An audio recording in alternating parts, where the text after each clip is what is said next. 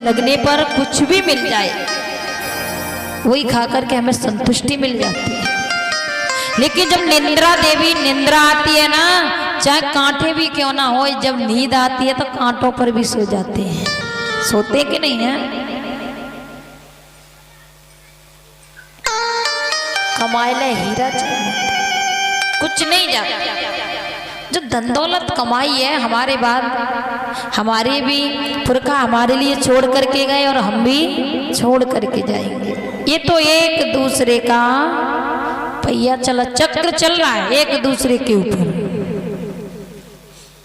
लेकिन धर्म के मार्ग पर चलो, अच्छी मार्ग पर चलो। कथा भागवत हमें यही सिखाती है, धर्म का मार्ग अपनाओ, यही कथा हमें समझाती है। कथाएं तो सुनिए लेकिन सार तत्व तो कथा का यही है। क्योंकि कैसे कैसे राजा हुए जो हम उनकी गाथाएं गा रहे हैं, जब भी तो हम उनकी गाथाएं गा रहे हैं। वो ऐसे से रास्ते पर चले, ऐसे से मार्ग पर चले। यदि हम भी ऐसे मार्ग पर चलेंगे तो हमारी भी ये संसार वाले हमें भी याद करेंगे। जब हम अच्छे मार्ग पर नहीं चलेंगे, अच्छा काम नहीं करेंगे, तो संसार वाले हमें याद नहीं करेंगे। कहते ना फलाने फलाने वंश का ऐसा बेटा है, इसने फलाने फलाने ऐसा काम कर लिया है, तो नाम होता है कि नहीं होता है? सुखदेव जी कहने लगे, ही राजन बताइए परीक्षित महाराज कल कथा को कहाँ विराम दिया था?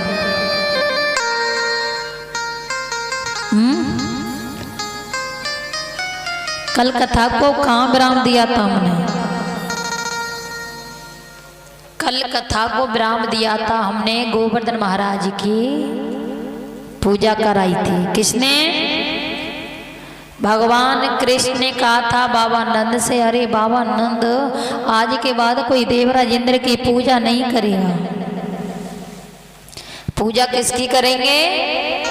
गोवर्धन महाराज की, जो चारों दिशाओं में विख्यात हैं, जो हमारे परमात्मा है, हमें सुख देते हैं, हमें उनकी ही पूजा करनी चाहिए। जब सभी वृंदावन वासी बाबा नंद मैया यशोदा जब गोवर्धन महाराज की पूजा करने लगे हैं, तो परीक्षित महाराज मैया यशोदा क्या कहने लगी बाबा नंद से? मैया यशोदा ने कहा, अरे बाबा नंद देखो तो सही, ये जो गोवर्धन पर्वत है ना, मेरे लाला जैसा दिखाई दे रहा है। कैसा दिखाई दे रहा है?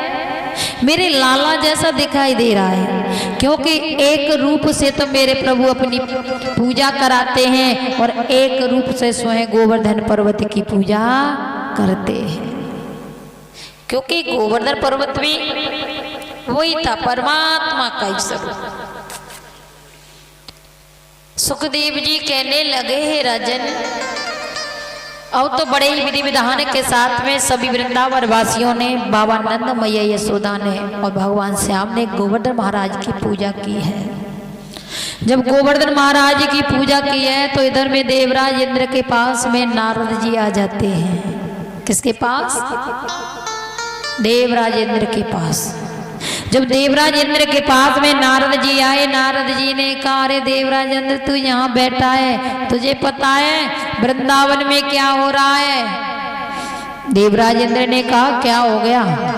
कहा, तुझे नहीं पता वृंदावन वासियों ने तेरी पूजा करना बंद कर दिया है और गोवर्धन पर्वत की पूजा कर रहे हैं। वृंदावन वासियों ने तेरा बहुत बड़ा अपमान किया है, तू जानता है? अब तो जैसे ही सुना कि वृंदावन वासियों ने मेरी पूजा करना बंद कर दिया है, अब तो देवराज इंद्र को क्रोध आ जाता है। जब देवराज इंद्र को क्रोध आया तो देवराज इंद्र ने अपने मेघों से कहा, जाओ वृंदावन में पूरे वृंदावन को तहस नहस कर दो, पूरे वृंदावन में जल ही जल कर दीजिए। जब इस प्रकार से कहा है, अब तो देवराज इंद्र के मेघ क्या करते हैं, वृंदावन में चल करके आए और वृंदावन में जोर जोर से जल की वर्षा कर रहे हैं।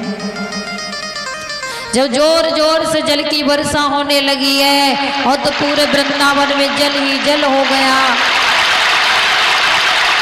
जब वृंदावन में जल ही जल हो गया, त्राही माँ सभी वृंदावन वासी घबराने लगे, कहने लगे हमारे घरों में पानी भर गया है, ये तो शांत होने का नाम ही नहीं ले रहा है। मेघ बड़े ही जोर जोर से गरज रहे हैं, जोर जोर से जल की वर्षा कर रहे हैं।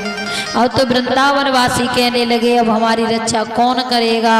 अब तो बाबा नंद के पास आए, कहने लगे बाबा नंद हमारी रक्षा करो, हमारी रक्षा करो, हमारे घरों में पानी भर गया है, जो भी खाने की वस्तु है वो भीग गई है, वस्त्र आभूषण भी भीग गए हैं, हमारे गाय बछड़ा बड़े ही परेशान हो रहे हैं, हमारी रक्षा कीजिए। बाबा नंद कहने लगे तुम चिंता मत करो। लेकिन भगवान कृष्ण के पास में आगे कहने लगे श्याम तू ही हमारी रक्षा कर सकता है, तू ही कोई उपाय बता। उसी समय भगवान श्याम ने कहा तुम चिंता मत करो और मेरे साथ चलो अपने गाय बछड़ों को लेकर के। अब तो जब भगवान श्याम ने कहा है, अब तो सभी वृंदावन वासी भावानंद मैया यशोदा और अपने गाय बछड़ों को लेकर के अब तो क्या करते हैं भगवान श्याम के पीछे पीछे चलने लगे। जब भगवान श्याम के साथ में आए तो मेरे प्रभु कहाँ आ जाते हैं, जो गोवर्धन पर्वत है, गोवर्धन पर्वत के पास में आए।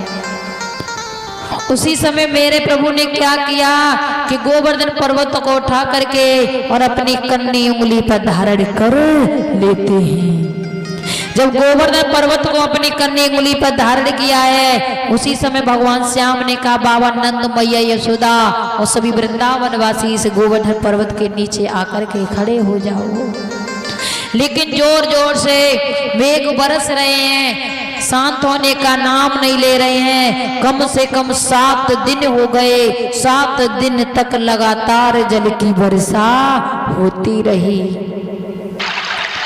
जब 7 दिन तक जल की वर्षा होती रही तो मेरे प्रभु क्या करते हैं, उस गोवर्धन पर्वत को इतना गर्म कर देते, इतना गर्म कर देते हैं कि जो भी जल गोवर्धन पर्वत पर आया था वो भाप बन करके उड़ गया था।